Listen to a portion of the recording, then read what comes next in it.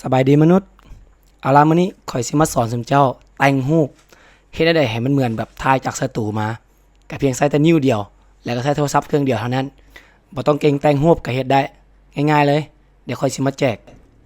ซึ่งแม่นให้ทุกคนไปดาวน์โหลด Lightroom ตัวนี้มาก่อนมันเป็นแอปในมือถือเฮานี่แหละ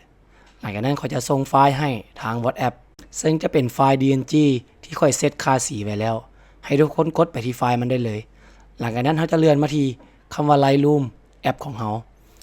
หลังจากนั้นมันกด Import เข้าไปเพื่อเราจะนำไฟล์ตัวนี้เข้าไป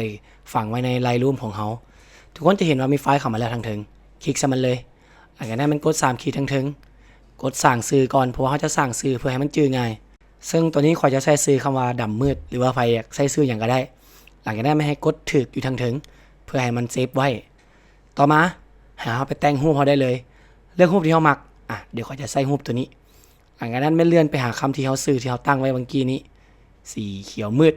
โอเคคลิกใส่เห็นบ่มันจะเปลี่ยนสีให้เลยแต่ถ้าไฟบ่มักก็มันสามารถปรับ opacity หรือว่าปรับความเข้มของค่าสีตัวนี้เองได้ซึ่งเทื่อนี้ค่อยเอามาแจกอยู่ประมาณ6สีมันจะมีสีแบบเขียวฟ้าเขียวดำหรือว่าจะเป็นสีที่แบบมืดเลยก็คือใส่ได้คือกันเลยใส่ได้ทั้งคอมพิวเตอร์ใส่ได้ทั้งมือถือแต่ว่าถ้าไผที่แบบยังบ่มักสีที่ค่อยแต่งก็แม่นกดเข้าไปแต่งอยู่ที่คำว่าไลท์ก็ได้จากนั้นก็แม่นให้ปรับเอาเลยตัวที่1นี่มันสิเว้าเรื่องสีเรื่องความเข้มความมืดของสีตัวที่2นี่ค่อยมักแต่งสุดก็จะเป็น Shadow เพราะว่าบางเทื่อหน้าเฮามืดเฮาจะมาดึง Shadow นี่ขึ้นหรือว่าเงาขึ้นหรือว่าแบบท้องฟ้ามันขาวเกินไปเฮาก็ดึงท้องฟ้ามันลงก็ได้